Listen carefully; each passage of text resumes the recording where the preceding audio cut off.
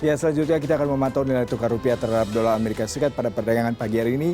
Ya, rupiah melemah 0,11% di 14.869 per dolar Amerika Serikat. Rupiah memang diperkirakan bakal bergerak sideways pada perdagangan Rabu ini.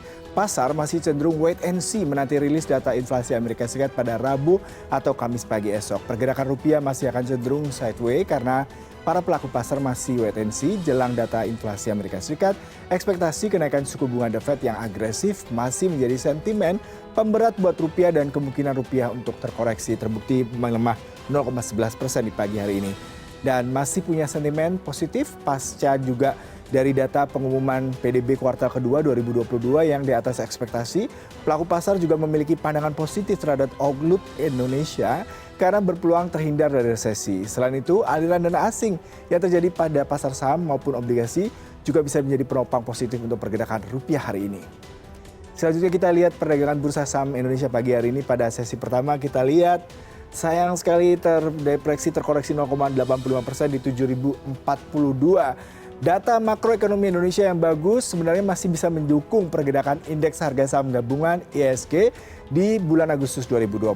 Salah satunya adalah pertumbuhan ekonomi Indonesia di kuartal kedua 2022 yang tercatat naik 5,44% year on year, melebihi ekspektasi konsensus yang sebesar 5,17% year on year, dan pertumbuhan ekonomi kuartal pertama 2022 yang hanya 5,01% year on year. IHSG rawan terkoreksi jika investor melakukan profit taking. Pasalnya dalam sepekan terakhir kemarin, IHSG bergerak naik.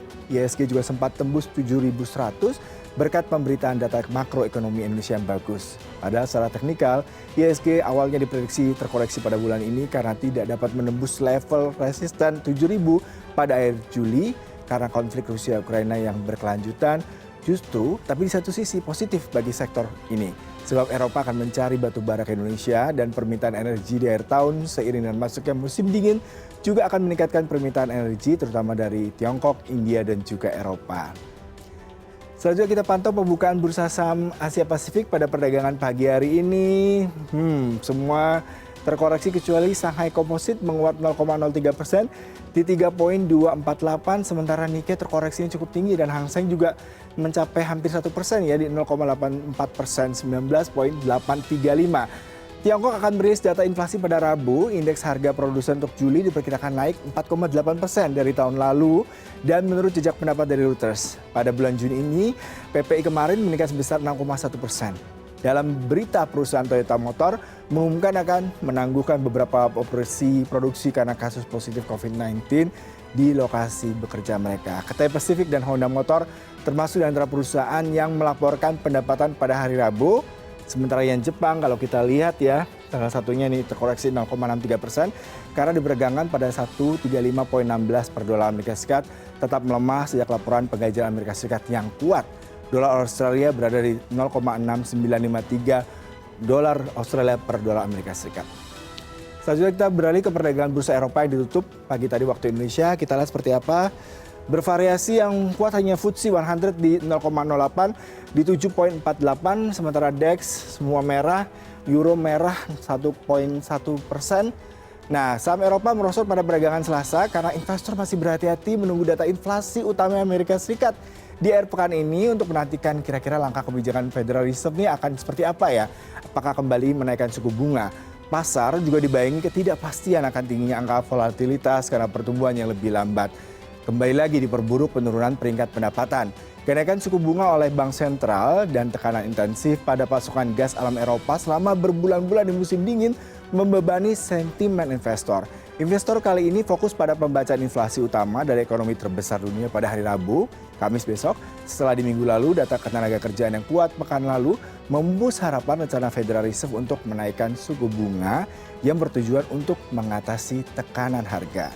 Lalu kita beralih ke Wall Street pada perdagangan pagi tadi yang ditutup waktu Indonesia. Kita lihat seperti apa Wall Street.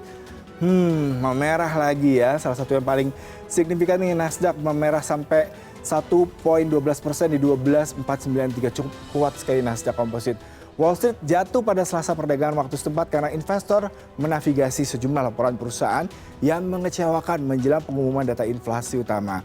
Penurunan terjadi pembuat chip memori Micron yang memperingatkan bahwa pendapatan mungkin tidak sesuai dengan panduan sebelumnya karena faktor makroekonomi dan kendala rantai pasokan sahamnya turun lebih dari 3%.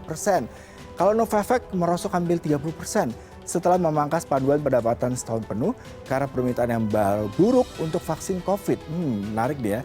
Investor sedang menunggu rilis terbaru dari data indeks harga konsumen pada bulan Juli yang dijadwalkan kembali pada Rabu atau Kamis waktu Indonesia.